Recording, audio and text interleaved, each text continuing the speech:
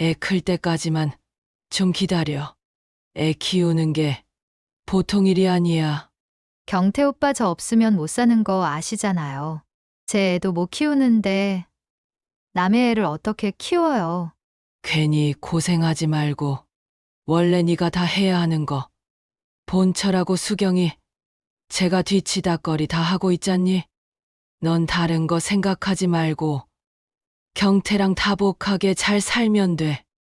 그 순간 온몸에 소름이 돋았습니다. 시어머니는 처음부터 모든 걸 알고 계셨던 겁니다. 남편의 불륜도 김미연의 존재도 수경이에게 도대체 무슨 일이 일어난 것일까요? 그 여자가 나에게 찾아왔습니다. 시어머니는 알고 있었습니다. 저는 최수경입니다. 10년째 착한 며느리로 살아왔습니다. 매일 새벽 4시에 일어납니다. 어둠 속에서 혼자 부엌에 서서 하루를 시작하죠. 시어머니 박정숙의 당뇨약과 혈압약을 시간에 맞춰 준비하고 아들 준호의 도시락을 정성스럽게 쌉니다. 그리고 작은 반찬 가게 수경이네를 열어 하루 10만 원 남짓한 돈을 벌어 이 집을 꾸려갑니다. 남편 박경태는 3년 전 중국에 사업을 하러 간다며 집을 떠났습니다. 처음에는 한 달에 한 번씩 전화가 왔지만 이제는 명절에도 연락이 없습니다. 하지만 저는 묻지 않았습니다. 시어머니도 말씀하지 않으셨고요. 그게 우리 집의 규칙이었습니다. 착한 며느리는 묻지 않는 것이고 시어머니는 말씀하지 않는 것이었죠. 결혼 초기부터 저는 완벽한 며느리가 되려고 노력했습니다. 시아버지가 살아계실 때는 새벽에 일어나 아침상을 차리고 시아버지의 지갑 속 10,000원짜리 지폐까지 다려서 넣어드렸습니다. 시어머니의 옷까지는 손빨래로 정성스럽게 빨았고 매일 발 마사지를 해드렸습니다. 시아버지가 돌아가신 후에는 더욱 정성을 다했습니다. 혼자 남은 시어머니가 외로우실까봐 매일 밤 안부를 여쭙고 이야기 상대가 되어드렸습니다. 어머님, 오늘 기분은 어떠세요? 수경아, 너 때문에 내가 살아간다. 그 말씀을 들을 때마다 가슴이 뿌듯했습니다. 제가 필요한 사람이구나. 제가 이 집에 꼭 있어야 할 사람이구나 하고 생각했거든요. 남편이 중국에 간 후에는 더욱 열심히 했습니다. 가장 역할까지 해야 한다는 생각에 새벽부터 밤늦게까지 가게를 운영했습니다. 손님들이 수경 씨 정말 부지런하네 하고 말할 때마다 뿌듯했습니다. 하지만 가끔은 궁금했습니다. 왜 경태는 아들한테 전화 한 통 안 할까? 초등학생인 준호가 아빠는 언제 와요? 라고 물어볼 때마다 곧 올 거야 라고 대답하는 제가 바보 같다는 생각이 들 때도 있었습니다. 오후 2시 평범한 화요일이었습니다. 점심시간이 지나 한가해진 가게에서 내일 팔 밑반찬을 준비하고 있었습니다. 문이 열리며 낯선 여자가 들어왔습니다. 30대 초반 깔끔하게 차려입은 도시 여자였습니다. 화장도 곱게 하고 브랜드 가방을 들고 있었죠. 안녕하세요. 어서 오세요.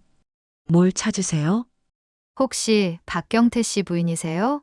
남편 이름을 아는 낯선 여자. 순간 가슴이 두근거렸습니다. 혹시 경태한테 사고라도 난 건 아닐까? 네. 그런데 왜 그러세요? 그 여자는 잠시 주위를 둘러보더니 작은 목소리로 말했습니다. 저는 박경태 씨 애인입니다. 김미연이라고 해요. 이제 그만 이혼해 주세요.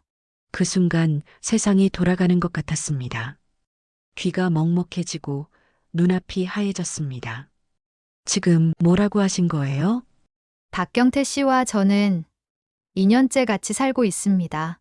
저희가 결혼하려고 하는데 본처가 이혼을 안 해준다고 해서요. 김미연은 마치 일상적인 업무를 처리하듯 담담하게 말했습니다. 하지만 저에게는 하늘이 무너지는 것 같은 말이었습니다. 중국 사업은 맞는데요. 하지만 저도 같이 있어요. 왜 모른 척해요? 경태 오빠 왜 한국 안 들어오는지 다 알고 있잖아요. 10년 결혼 생활이 한순간에 무너져 내렸습니다. 3년간 혼자 버텨온 시간들, 시어머니 모시고 아들 키우며 살아온 모든 날들이 허상이었던 겁니다. 위자료나 재산 분할 같은 것도 공정하게 할 거니까 걱정하지 마세요. 공정하게요? 10년을 바쳐 살았는데 공정하게 나눠 가지자고요?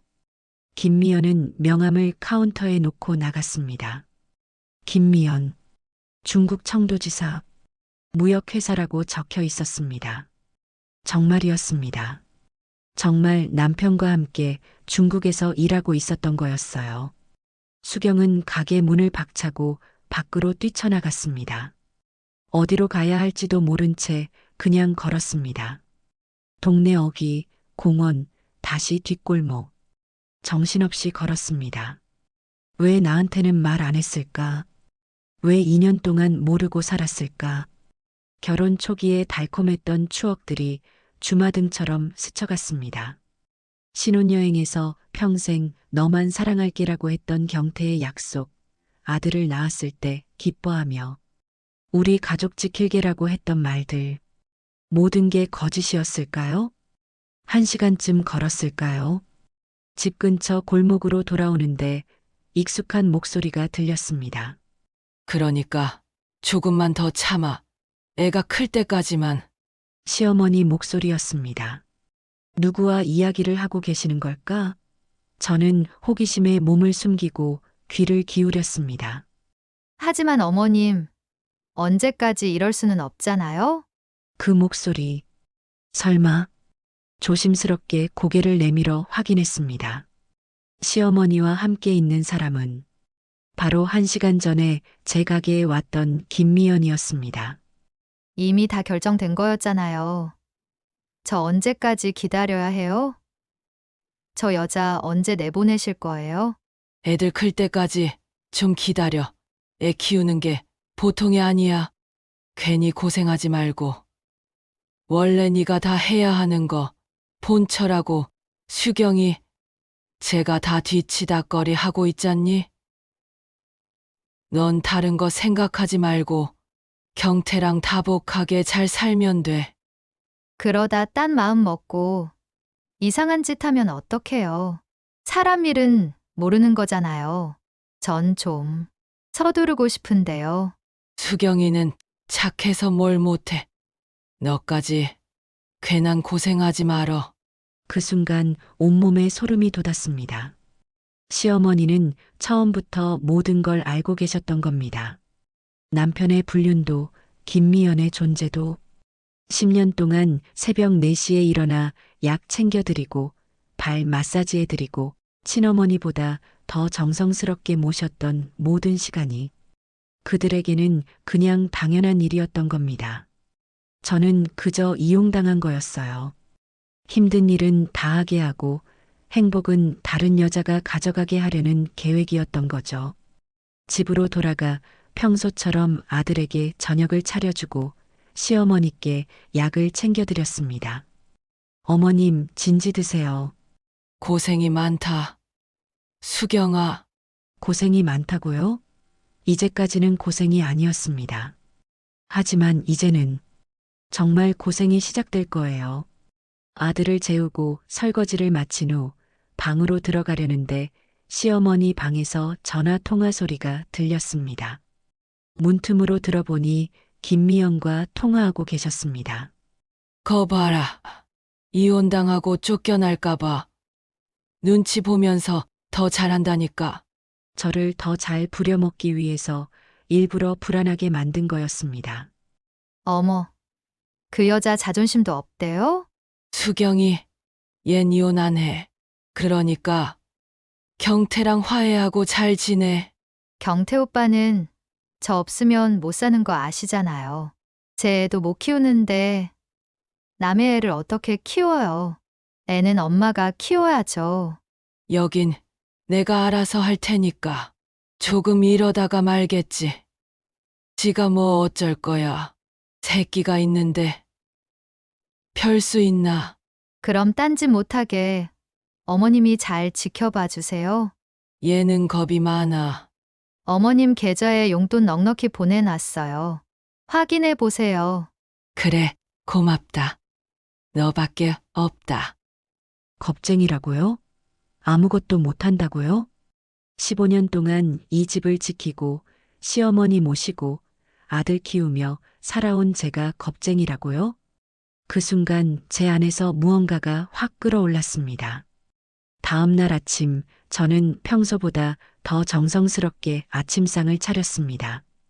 어머님, 잠은 잘 주무셨어요? 응. 잘 잤어. 앞으로 더 잘해드릴게요, 어머님. 시어머니는 흐뭇한 표정을 지으셨습니다. 하지만 저는 완전히 달라졌습니다. 본처니까 당연하다고, 고생은 내가 하고 행복은 저 여자가 가져간다고. 네, 정말 잘해드릴 거예요. 지금까지와는 완전히 다른 방식으로 말이에요. 그날 밤 방에 들어가 서랍을 열었습니다. 10년 동안 차곡차곡 모아둔 서류들을 하나하나 꺼냈습니다. 결혼 서류, 집 등기부등본, 통장 사본들, 그리고 경태 명의로 된 모든 서류들. 컴퓨터를 켜고 검색하기 시작했습니다. 이혼 절차, 재산 분할, 위자료 청구 방법, 그리고 중국 사업 관련 법률까지. 착한 며느리가 뭘 할 수 있는지 보여드리죠. 새벽 3시까지 자료를 찾아보며 계획을 세웠습니다. 시어머니와 김미연이 저를 바보로 생각한다면 그 바보가 어떤 일을 할 수 있는지 똑똑히 보여드리겠습니다. 10년 동안 쌓인 게 이것뿐일 거라고 생각하세요? 이제부터 진짜 시작이에요. 그날 밤 착하기만 했던 며느리 최수경은 죽었습니다. 그리고 완전히 다른 여자가 태어났습니다. 그날 이후 저는 완전히 달라졌습니다. 하지만 겉으로는 더 착해졌습니다. 시어머니께는 더 정성스럽게 식사를 준비해드렸고 아들에게는 더 많은 관심을 보였습니다. 가게 손님들에게도 더 밝게 인사했습니다. 하지만 밤마다 저는 다른 일을 했습니다. 세무서에서 연락 왔다고 거짓말을 해서 경태의 모든 서류를 손에 넣었습니다. 새벽마다 스캔하고 복사했습니다. 10년 동안 한 번도 거짓말 안 한 며느리였으니까 시어머니는 의심하지 않으셨습니다. 그리고 놀라운 걸 발견했습니다. 중국 사업 자금이 제 명의로 나가고 있었고 회사 지분 50%가 제 이름으로 되어 있었습니다. 아마 세금 문제나 중국 정부 규제를 피하려고 그랬던 것 같았습니다. 그리고 분명한 건 남편 경태는 미연을 믿지 않고 있었다는 것이었습니다. 상관없습니다. 경태와 시어머니가 저를 바보로 생각했던 건 맞았지만 그 바보 명의로 모든 걸 해놨다는 게 그들의 치명적 실수였습니다. 서울 대형 로펌의 이혼 전문 변호사를 찾아갔습니다. 50대 여성 변호사였는데 제 이야기를 듣더니 감탄했습니다. 중국 현지 투자회사가 50억에 즉시 매입하겠다고 했습니다. 이런 일을 전문으로 하는 곳이라 절차가 빠를 거라고 하더군요. 변호사비 1천만 원을 선불로 지불했습니다. 10년 동안 조금씩 모아둔 적금을 깨서 준비한 돈이었습니다. 내일부터 시작하겠습니다. 모든 준비가 끝났습니다. 시어머니의 마지막 착각. 그 사이 시어머니는 저를 더욱 우습게 보기 시작했습니다. 김미영과 통화하시며 이런 말씀을 하시더군요. 수경이가 완전히 순해졌어. 깨갱도 못하는 순둥이야. 애 클 때까지 조금만 더 기다려. 저러다가 말 거야. 길들여진다고 하셨습니다. 순둥이라고 하셨습니다. 곧 깜짝 놀라실 텐데 말입니다. 드디어 그날이 왔습니다. 새벽 5시부터 조용히 짐을 쌌습니다. 아들 물건들과 제 옷까지만. 10년 살림이었지만 정작 가져갈 건 많지 않았습니다. 오전 8시 변호사에게 신호를 보냈습니다. 2시간 후면 모든 절차가 완료될 거라고 하더군요. 아들에게 서울 가자고 말했습니다. 이사 간다고 짐 다 쌌다고 했습니다. 시어머니가 아침 드시러 나오셨을 때 저는 차분하게 말씀드렸습니다. 어머님, 경태 오빠와 이혼하겠습니다. 어제 법원에 서류 냈습니다. 시어머니 숟가락이 떨어졌습니다. 시어머니가 당황하시는 틈을 타서 저는 재빠르게 움직였습니다. 이미 짐은 다 쌌고 아들도 준비시켜 놨습니다. 마지막 가방만 들고 현관문으로 향했습니다. 시어머니가 뒤쫓아오시려 했지만 저는 이미 신발을 신고 문을 열고 있었습니다. 어머님, 안녕히 계세요. 수경아, 문을 닫고 계단을 뛰어내려갔습니다. 아들이 뒤따라왔습니다. 엘리베이터를 기다릴 시간도 없었습니다. 계단으로 1층까지 뛰어내려가서 바로 택시를 잡았습니다. 아저씨, 서울로 빨리 가주세요. 일부러 크게 말했습니다. 혹시 시어머니가 따라 내려올 수도 있으니까요. 뒤를 돌아보니 시어머니가 아파트 입구까지 뛰어내려오시는 게 보였습니다. 하지만 이미 늦었습니다. 하지만 실제로는 서울이 아닌 고속터미널로 향했습니다. 엄마, 서울 간다고 했잖아. 계획이 바뀌었어. 다른 곳 먼저 가는 거야. 부산행 고속버스 표를 2장 샀습니다. 가장 빠른 시간에 출발하는 버스였습니다. 터미널 대합실에서 친정 엄마에게 급하게 전화했습니다. 엄마, 나야. 급해. 시댁에서 사람 찾아오면 문 열어주지 마. 자세한 얘기는 나중에 할게. 전화를 끊고 핸드폰 전원을 완전히 꺼버렸습니다. 부산행 버스가 출발했습니다. 고속도로를 달리면서 저는 처음으로 안도의 숨을 쉬었습니다. 이제 정말로 안전한 거였습니다. 엄마, 우리 왜 부산 가요? 서울 간다고 했잖아요. 잠깐 피해 있는 거야. 나쁜 사람들이 우리를 찾을 수도 있거든. 아들은 상황을 다 이해하지는 못했지만 뭔가 심각하다는 건 느끼는 것 같았습니다. 부산에 도착해서 해운대 근처 단기월세방 구했습니다. 바다가 보이는 깨끗한 원룸이었습니다. 수경이는 언젠간 바다 근처에서 살고 싶다는 꿈이 있었습니다. 그날 밤 새로 산 핸드폰으로 변호사에게 문자를 보냈습니다. 안전한 곳에 도착했습니다. 진행하세요. 곧 답장이 왔습니다. 내일 아침부터 모든 절차 시작하겠습니다. 그날 오후 저희가 부산에 안전하게 도착한 후 시어머니는 혼자 집에서 불안해하고 계셨을 겁니다. 아침에 갑자기 사라진 며느리와 손자, 이혼 서류를 냈다는 말.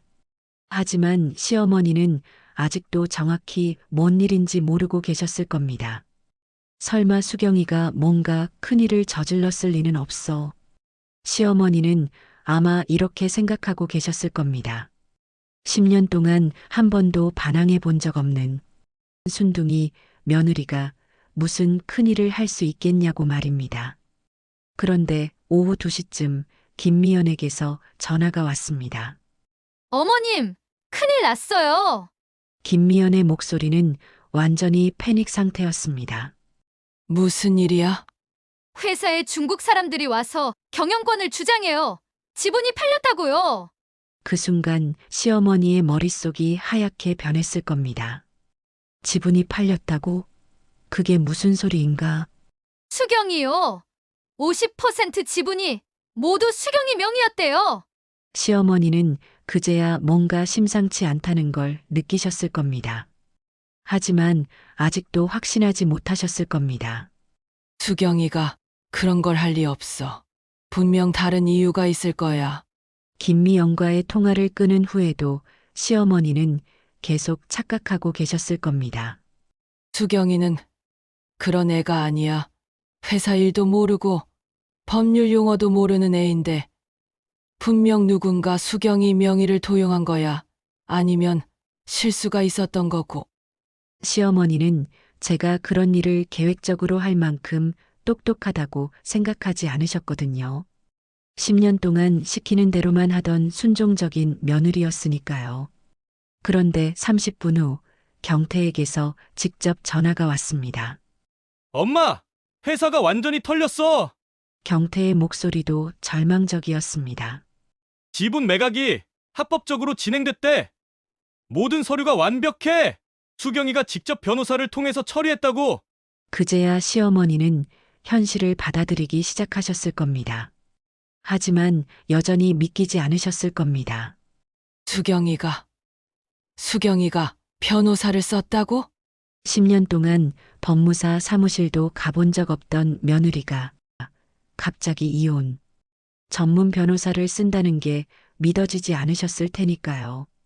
그날 저녁 시어머니는 혼자 앉아서 상황을 정리해 보셨을 겁니다.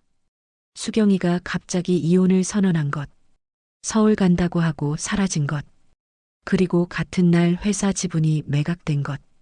이 모든 게 우연의 일치일 수는 없었습니다. 시어머니는 그제야 깨달으셨을 겁니다. 자신들이 얼마나 큰 실수를 했는지를 말입니다. 김미영과의 대화를 들켰을 수도 있다는 생각. 그동안 수경이를 무시하고 이용하려고 했던 모든 계획들이 들통났을 수도 있다는 가능성. 소름이 돋으셨을 겁니다. 그동안 착하다고 순둥이라고 반항할 줄 모른다고 생각했던 며느리가 사실은 모든 걸 알고 있으면서 치밀하게 복수를 준비하고 있었다는 사실 말입니다. 다음 날 아침 김미연에게서 또 전화가 왔습니다. 이번에는 더 심각한 소식이었습니다. 어머님, 저 큰일 났어요. 또 무슨 일이야? 제 명의로 된 대출들이 다 제 책임이래요. 경태 오빠 회사가 망하면서 보증선 빚이 다 저한테 넘어왔어요. 김미연이 울면서 말했을 겁니다. 수십억의 빚을 혼자 떠안게 된 거였거든요. 저 지금 한국에도 못 들어가겠어요. 빚쟁이들이 찾고 있어요. 시어머니는 그제야 상황의 심각성을 완전히 이해하셨을 겁니다. 아들도 망하고 김미연도 도망다니고 며느리와 손자는 행방불명이고 모든 게 수경이 하나 때문에 이렇게 된 거였습니다. 그 순간 시어머니는 깨달으셨을 겁니다. 지금까지 자신이 얼마나 수경이를 잘못 평가했는지를 말입니다. 수경이가 이런 걸 계획할 만큼 똑똑했다고?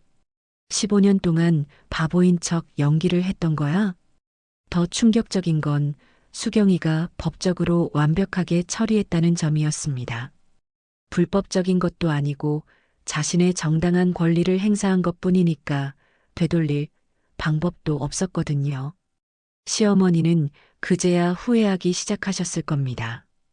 왜 그렇게 수경이를 무시했을까?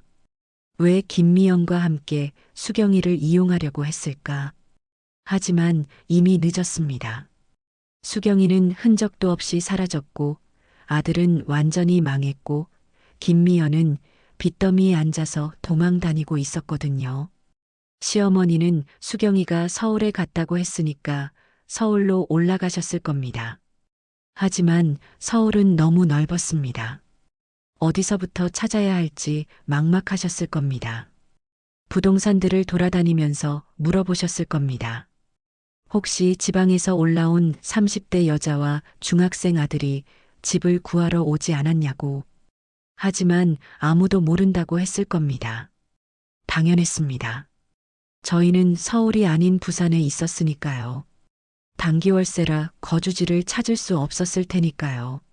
며칠 동안 서울 곳곳을 뒤져봐도 저희의 흔적을 찾을 수 없자 시어머니는 점점 절망하기 시작하셨을 겁니다.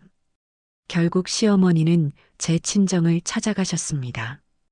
혹시 친정에서 제 행방을 알고 있을지도 모른다고 생각하신 거겠습니다. 친정 엄마는 깜짝 놀라셨을 겁니다. 갑자기 시어머니가 찾아와서 수경이 어디 있냐고 다그치니까요. 수경이 어디 있어요? 서울 갔다고 했는데. 서울에 없어요?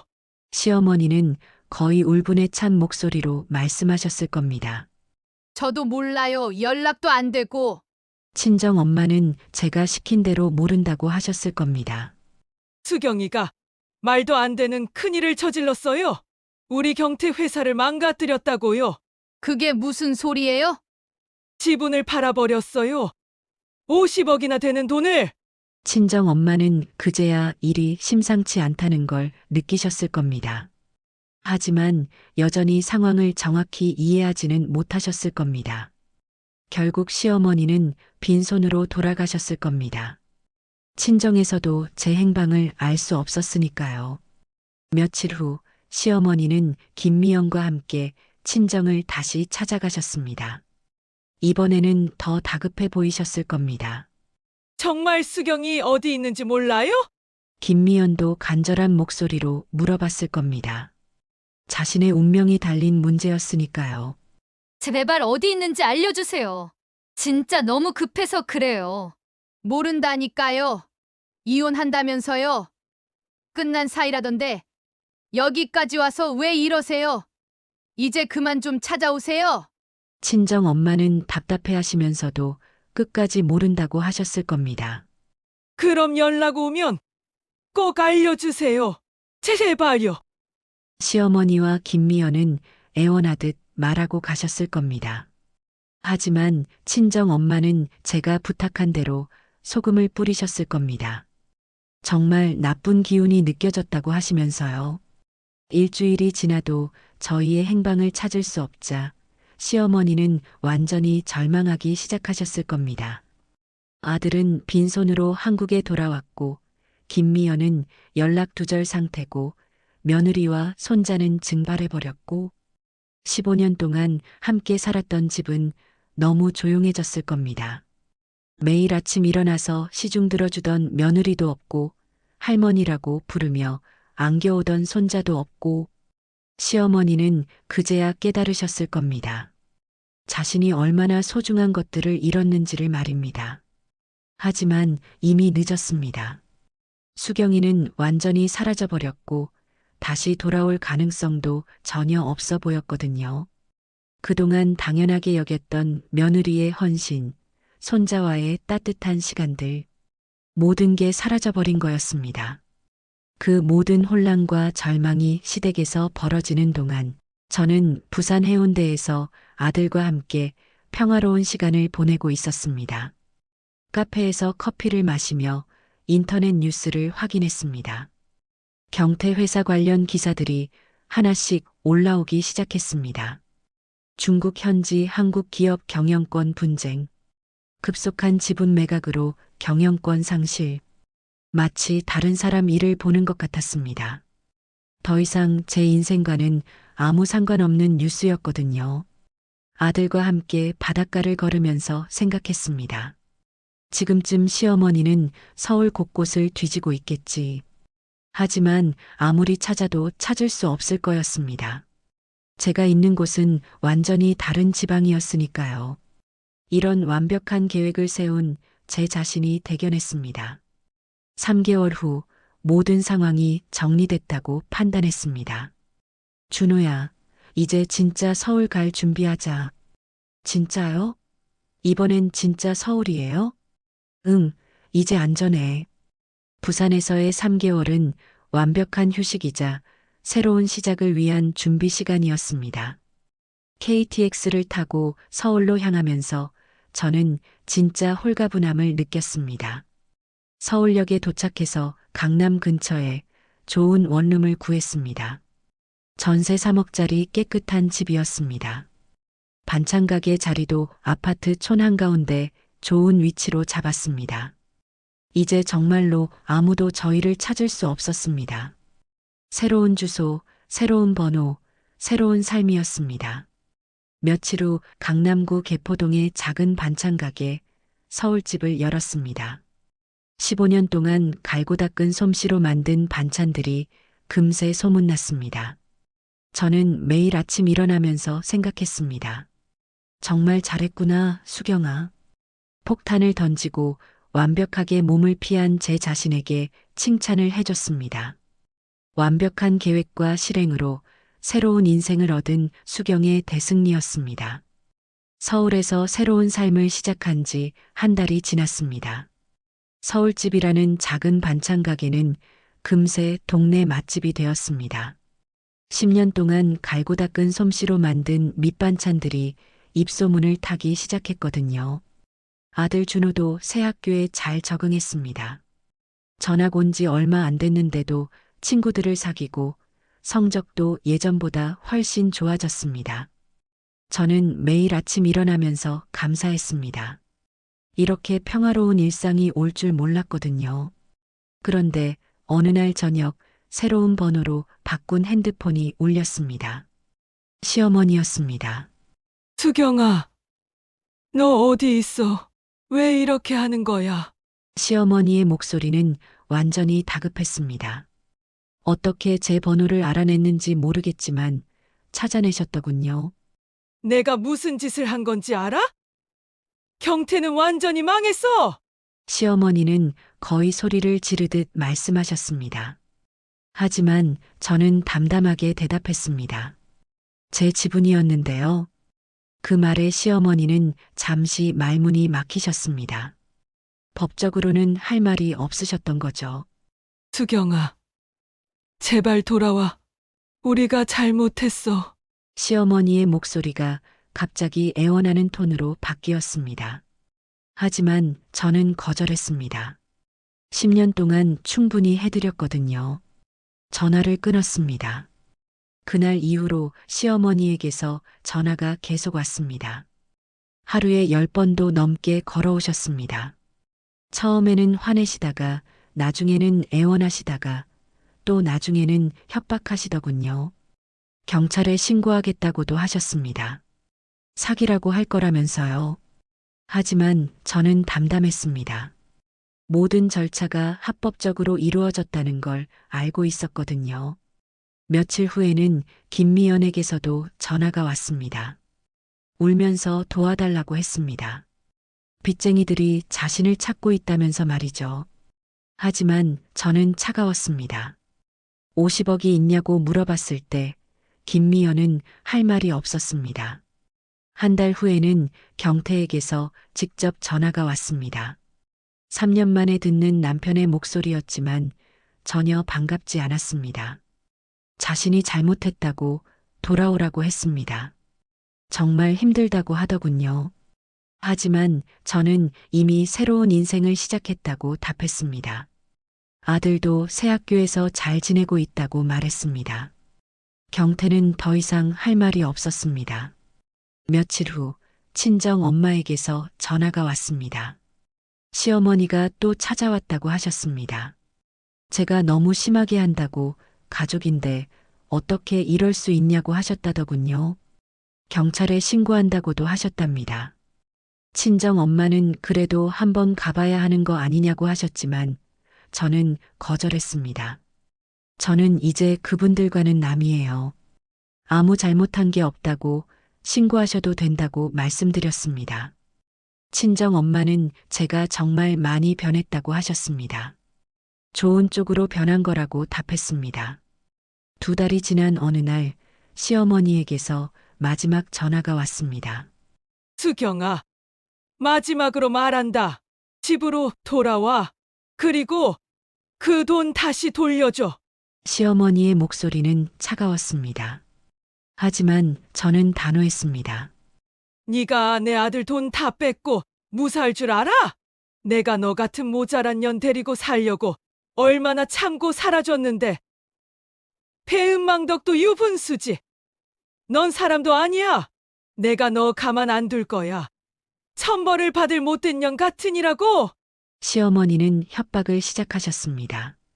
경태가 재기할 방법을 찾을 거라고, 그때 저는 아무것도 못 받을 거라고 하셨습니다. 하지만 저는 흔들리지 않았습니다. 10년 동안 정말 고생 많으셨어요. 이제 편히 쉬세요. 더 이상 제게 전화하지 마시고. 시어머니가 뭔가 말하려 했지만 저는 전화를 끊고 그 번호를 차단했습니다. 그 후로는 정말 조용해졌습니다. 가게는 날마다 번창했습니다. 단골 손님들이 늘어나고 아침마다 줄을 서서 기다리는 분들도 생겼습니다. 손님들이 김치가 맛있다고 칭찬할 때마다 뿌듯했습니다. 10년 동안 시어머니를 위해 쏟았던 정성을 이제는 온전히 제 일을 위해 쓸 수 있게 되었습니다. 아들도 완전히 적응했습니다. 새 학교에서 반장까지 하게 됐고 성적도 전교 10등 안에 들 정도로 향상되었습니다. 아들의 밝은 모습을 보니 제가 한 선택이 옳았다는 확신이 들었습니다. 서울에 온 지 6개월이 지났습니다. 가게는 이제 동네에서 소문난 맛집이 되었습니다. 인터넷 후기도 좋아지고 지역 방송에서도 관심을 보였습니다. 아들은 학교 생활에 완전히 적응했습니다. 친구들도 많이 사귀고 선생님들도 좋아했습니다. 서울에 온 지 1년이 지났습니다. 가게는 이제 체인점을 제안받을 정도로 성공했습니다. 아들은 중학교 1학년이 되었습니다. 공부도 잘하고 성격도 밝고 자신감 넘치는 아이로 자랐습니다. 조용한 환경에서 공부할 수 있어서 좋다고 아들이 말했습니다. 1년 반쯤 지났을 때 친정 엄마에게서 뜻밖의 전화가 왔습니다. 시어머니가 쓰러지셨다는 소식이었습니다. 경태가 연락했다고 했습니다. 뇌졸중으로 병원에 입원하셨다고 하더군요. 많이 심하냐고 물어보니 말을 못 하신다고 했습니다. 그래도 한번 가봐야 하는 거 아니냐고 친정 엄마가 말씀하셨습니다. 하지만 저는 거절했습니다. 저는 이제 그분들과는 남이에요. 10년 동안 충분히 했다고 말씀드렸습니다. 친정 엄마는 더 이상 말씀하지 않으셨습니다. 그날 밤 저는 오랜만에 그 시절을 생각해 봤습니다. 새벽 4시에 일어나서 시어머니 약 챙겨드리던 일들, 매일 발 마사지해드리던 기억들, 10년 동안 한 번도 불평하지 않고 살았던 시간들. 하지만 이상하게도 그리움은 전혀 들지 않았습니다. 오히려 후련했습니다. 이제 정말로 완전히 자유로워진 기분이었거든요. 서울에 온 지 2년이 지났습니다. 가게는 이제 지역에서 가장 유명한 반찬 맛집 중 하나가 되었습니다. 매출도 안정적이고 단골 손님들도 많았습니다. 저는 경기도 언저리에 작은 건물 하나를 구입해서 2호점을 준비하고 있었습니다. 하지만 서두르지 않았습니다. 아들은 중학교 2학년이 되었습니다. 성적도 우수해서 좋은 고등학교에 갈 수 있을 것 같았습니다. 어느 비 오는 날 오후 가게에 누군가 들어왔습니다. 처음에는 누군지 알아보지 못했습니다. 김미연이었습니다. 하지만 예전에 그 화려했던 모습은 온데간데 없었습니다.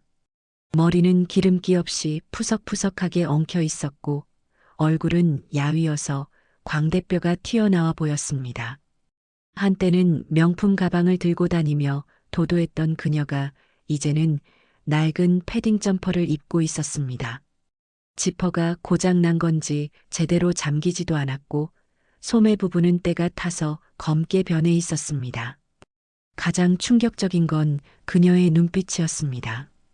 예전에 저를 무시하며 당당하게 이혼을 요구하던 그 자신감 넘치는 눈빛은 완전히 사라졌습니다.